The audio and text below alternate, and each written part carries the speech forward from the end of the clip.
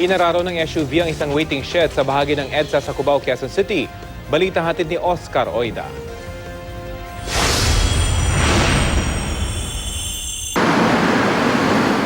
Mag-alas 11 kagabi nang magulantang ang mga nag-aabang ng bus sa waiting shed na ito sa may EDSA Southbound Lane, Cubao, Quezon City. Makarang araruhin ng SUV na ito ang naturang waiting shed.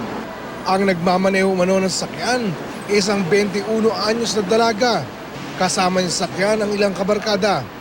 Ayon yan sa ama ng isa sa mga nakasakay sa naturang SUV. Pauwi na raw sana ang grupo mula sa isang bakasyon sa Zambales nang mangyari ang aksidente.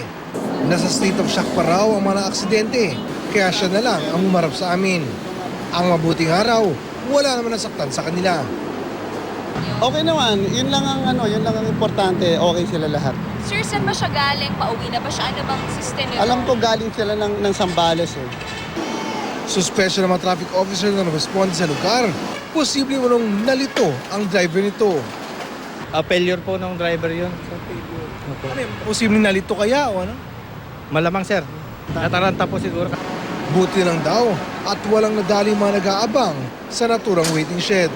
Ganun pa man, naharap pa rin sa kasong reckless imprudence resulting in damage to property ang driver ng SUV.